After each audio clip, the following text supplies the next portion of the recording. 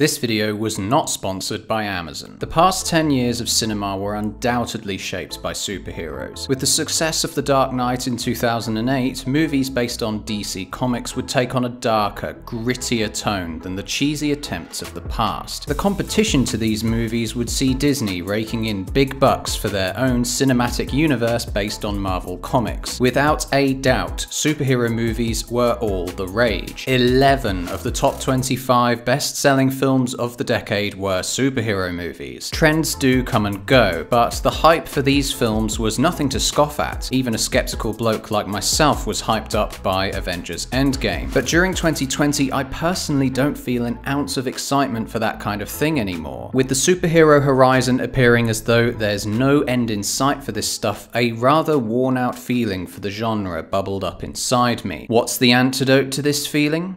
The Boys. The Boys is an Amazon Prime series that takes every preconceived notion of what a superhero movie or series should be and turns it on its head. It's even based on a comic book series written by Garth Ennis. The premise being that you have a bunch of superheroes juiced up with a chemical called Compound V, giving them their superhuman abilities. On the surface, it would appear as though they are saving the day on a routine basis, but this compound doesn't erase their human flaws. This leads to these heroes doing monstrous and questionable things which are covered up by a gigantic corporation called Disney. I mean Vought. Naturally, there is some resistance to this gigantic conglomerate by those most deeply and emotionally affected by them, those being the boys. If you're somebody who cares about spoilers, this is your warning because I may start discussing parts of the show you should probably discover for yourself. So if you haven't watched it already, go and watch it and then come back and finish this review.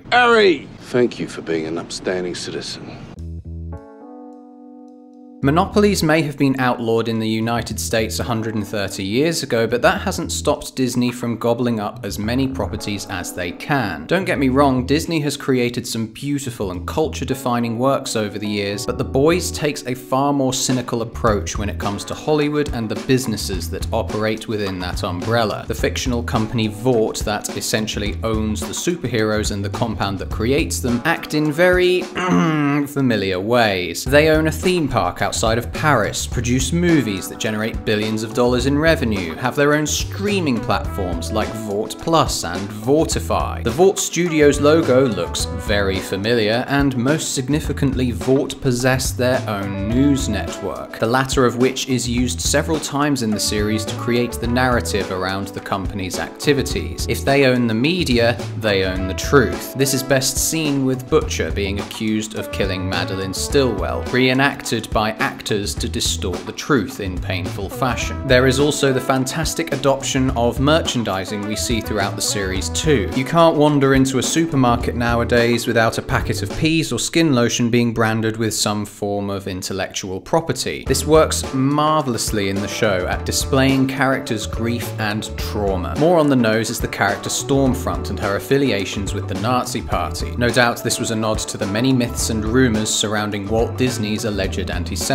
With the tie-in of Vought founder Frederick being pardoned and hired by the Americans after working for Germany, this too is a nod to the post-war hiring of German scientists for American interests. There's even a nod to Scientology with the Church of the Collective. You could argue this is all quite rich coming from Amazon though, another gigantic conglomerate like Disney with hands in too many pockets and questionable business tactics. From where I'm sitting though, The Boys seems to be far more aware of current trends in the entertainment industry as a result of Amazon only recently dipping its toes into it. Making the audience aware of all this does colour your vision somewhat when watching other superhero movies. This altered state of thinking is played on in the show as we see huge swathes of people both in support and opposed to the supes. This is due to the exposure of corruption that takes place in the second season. Vaught's pumping blue into babies, Stormfront is a Nazi, all of which seem to align with this idea that shining shining the light on corruption is the best way to get rid of it. Within this framework of exposing Hollywood, we also see modern hot-button topics woven into the narrative. In the first season, we have a nod to the Me Too movement, with Starlight and the Deep sexually assaulting her, and a similar, more subtle form of this going on with Maeve and Homelander. Stormfront initially appears to support the role of social media exposing Hollywood. Of course, even this gets turned on its head when it's revealed that she's just as evil, if not more evil, than Homelander. You snooze, you lose, Gramps. She's hidden behind this veil of a young, trendy, social media savvy superhero, which, in itself, has a surly underbelly. By the second season, Vought has received the memo that it's far more profitable and trendy to get people pissed off online than to exhibit how good of a person you are. Change with the times.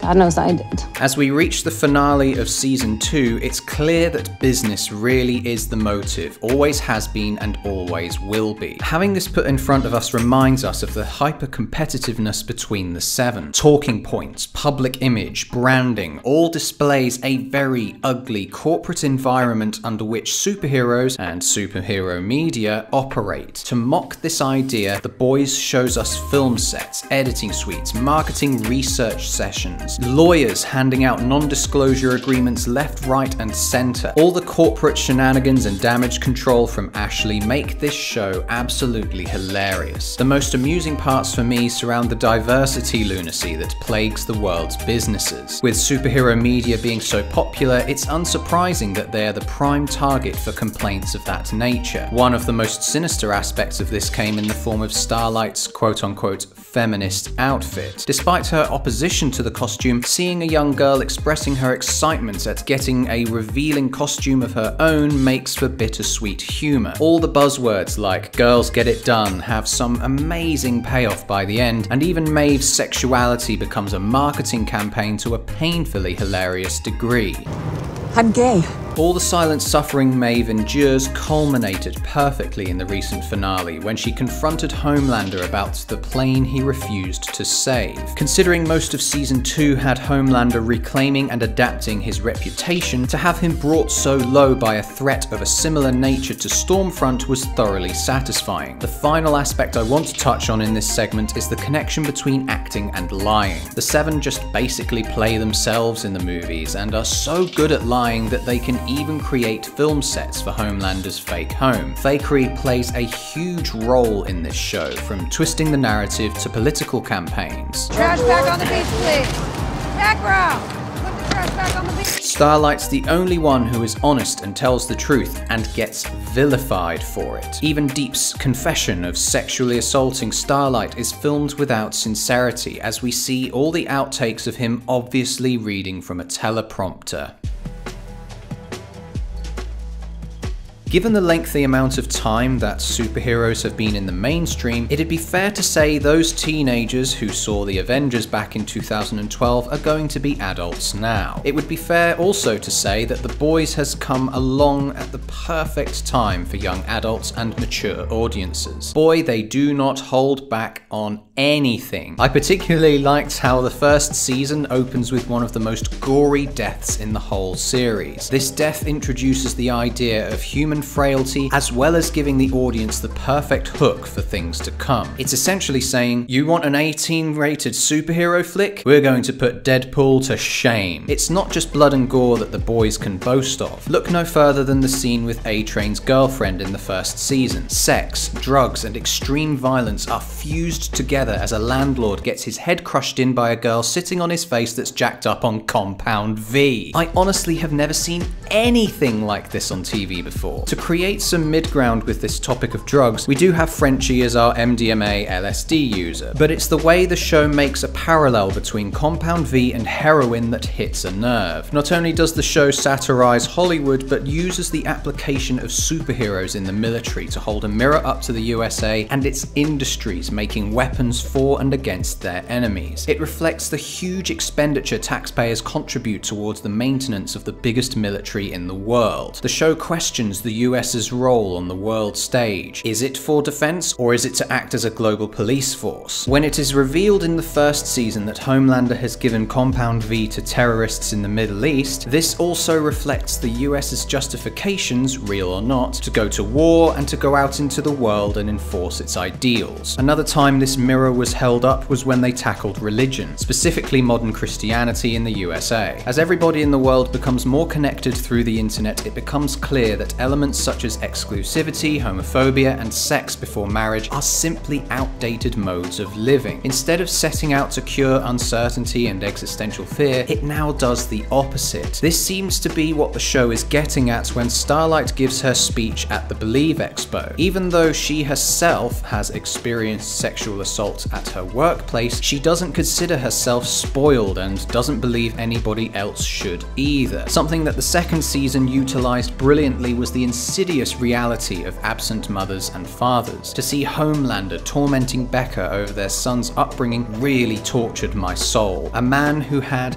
no upbringing, who is also capable of rape, thinks he can do better for his son? This is just a recipe for disaster. The misery doesn't manifest in the form of Homelander's guilt, it will deeply affect Ryan for years to come. The sins of our fathers will pass down in a cyclical nature. This is why I loved Becca's drive to make Ryan not grow up to be like his father. All the insidiousness grew even worse when Stormfront got thrown into the mix, acting like the wicked stepmom, brewing up the tension even further. This was especially prevalent when the pair abducted Ryan right in front of his mother, attempting to spoil Ryan rotten at a Vought theme park. This theme of absent parents resonated in the first series too. You could argue Huey's pent-up rage was from a lack of motherly love, and even the kid from The Sixth Sense, all grown up, had a daughter that he couldn't see or be a part of until it was too late. Some honourable mentions for this segment go to A-Train with the cancer kid, Gecko prostituting his body parts, Huey always getting covered in blood, the baby laser, mockery of school shootings, and porn. All you had to do was watch porn. I didn't know.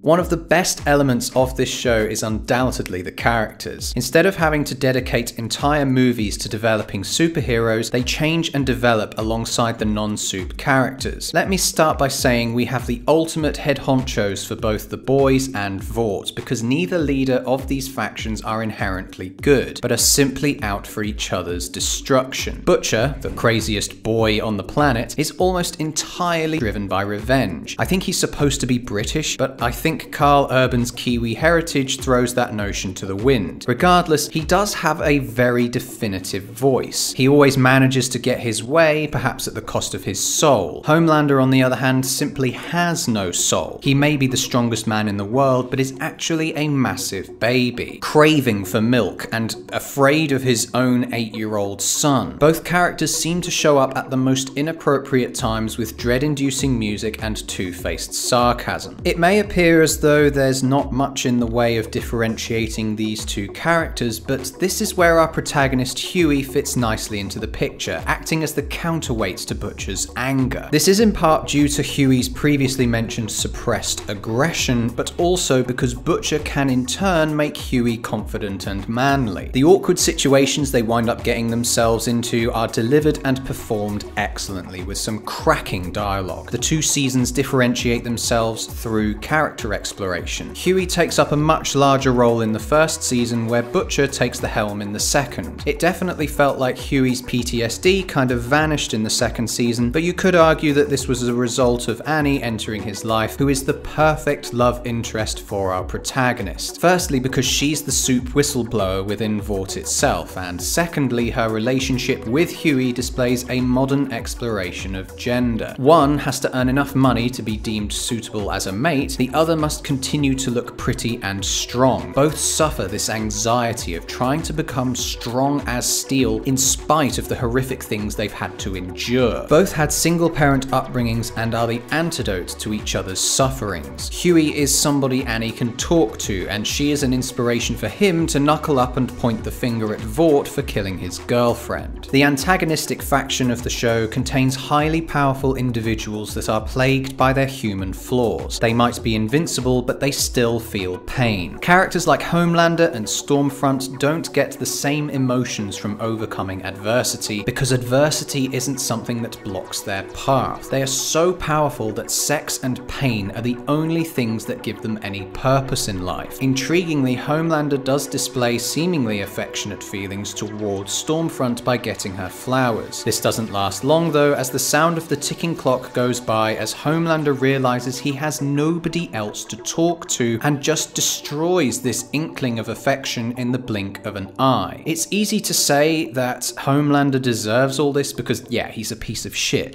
but it's part of that humanizing of the superheroes that makes for such good drama. A-Train is also a wonderful example of this. In spite of his athletic capabilities, this doesn't stop him getting a drug addiction and having a heart attack. Even Black Noir has a nut allergy. Now, when I say human flaws, I don't think the Deep quite falls into this category, but is still a fantastic character all the same. His softness towards aquatic life has some hilarious results. From dolphin to lobster to whale. No matter how hard he tries, he ends up losing all his marine friends. I've got to give a shout out to Ashley as well, probably the most underrated character of the whole show. She's obviously not meant to be likable as this total human resources nightmare character, but her meltdowns over branding guidelines being broken, pulling her hair out by the enormity of her responsibilities, trying to live up to the reputation Madeline had sustained throughout the first series, it's all so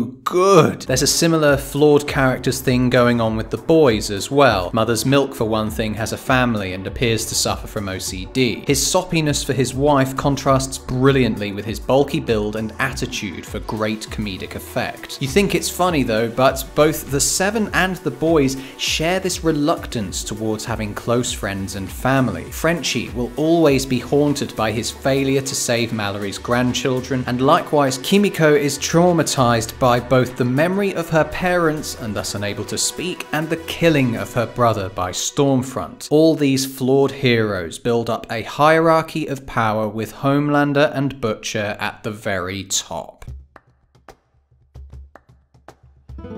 I'm kinda mixed about the show coming out week by week. Sure, it gave me something to look forward to on a Friday, God knows we all need that right now, but it's also kinda shitty of them considering the first series came out all in one go. A binge watch of season 2 might be slightly clunky with recaps being at the start of each episode. I totally forgot about Mother's Milk and Frenchie's beef about the Mallory thing until I rewatched season 1 for this review. Even if you rewatched the first series in short succession, you still would have had to wait 3 weeks after the rewatch for this part of the narrative to pay off. Still, I'm totally against review bombing as it doesn't reflect the quality of the series itself. Just have a little patience. I'm not really sure adding Butcher's family really did much this season either. I didn't really find his drug dealer aunt to be that funny, and the scenes with his parents have Butcher trying to walk out of them 3 times. Credit where it's due though, Butcher having a dead brother that Huey reminds him of was certainly a worthy thing to know. To think that Butcher's dog Terra has a mother that needs saving made me think that Vought has turned her into a soup dog or something horrific like that. There are lots of setups and events in the second season that do hype me up for a third. Take Victoria Newman for example. We see her on Edgar's TV screen right after Susan Rayner gets her head popped. He is watching her in the same way Madeline would watch Homelander perform a speech. Stormfront was just a gigantic distraction from Vought getting a soup into office. Wait. Do congresswomen run for presidency? I don't understand American politics. This also takes the blame away from Vought for the outpour of soups now that it's public knowledge. Can normal people be trusted with such great power and responsibility? Given how psychotic characters like Homelander and A-Train can be, such an image isn't pleasant to imagine. This is why I loved the character Cindy in the episode The Bloody Doors Off, as she represents the ultimate chaos that Compound V is capable of. The breakout in that episode reminded me of the last 30 minutes of Cabin in the Woods, and it's got to be one of my favourite episodes of the show thus far. Huey getting shrapnel impaled into him, Annie killing that random bloke, and Cindy escaping. Oh, what a rush. When all the people's heads were popping at the hearing, my partner and I were literally screaming, "Where's Cindy?" I did wonder if Victoria Newman was Cindy in disguise, but then I remembered Raina at the start of season 2 and that tore my theory to shreds. This does mean though that 2 head-popping soups are now on the prowl. One I believe to be orchestrated by Edgar, the other being a total wild card. Something I really liked in this new series was the exploration of isolation. I'm not sure if COVID affected the script in any way, but it was great how much of the new episodes were able to tap into the idea of being stuck at home. Most of the boys being wanted fugitives were stuck in a basement with nothing to do but watch music videos in nostalgic fashion, separated from their families. Unfortunately, the wanted fugitive angle was dropped rather arbitrarily, given that Starlight, Butcher and Huey ended up in a hospital and nobody seemed to recognize them. There are also parts of the second season finale that had me a little confused. Stormfront flipped a car harder than the van with Huey in it 2 episodes earlier, yet Mother's Milk, Ryan and Becca are pretty much untouched by the throw. Stormfront's power also let me down in this episode. After all that incredible destruction she was able to produce in episode 3, I was honestly expecting her to have more tricks up her sleeve than she did. Even when we saw Maeve getting stoned in her apartment at the start of the finale, I knew she'd come back to save Starlight. When on earth is this debt going to be repaid? I also saw Ryan killing Stormfront and his mum coming from a mile away. Carl Urban absolutely kills it in this scene though, now having to bear the responsibility of a child he didn't father. I'd definitely like to imagine him using Ryan as a baby laser should such a situation arise in the future though. At first I was a little disappointed by the final episode, but in hindsight I'm humbled that the show didn't throw all the punches at once. Otherwise, I probably wouldn't be this excited for a 3rd season. So, did it suck? No bloody way. I have already recommended this to my friends and family, and I wanted an excuse to extend that recommendation to you lovely people. Turned into a 20-minute gush, I know, but it honestly is one of the best shows you can stream right now, and I'm looking forward to reading what you guys thought of the show in the comments below. I give The Boys a 9 out of 10. Thanks for watching. What do you guys think is going on with all the Fresca drinks that are offered and consumed? Comment below your thoughts or join us for a chinwag on my Discord server, where we'll continue this discussion.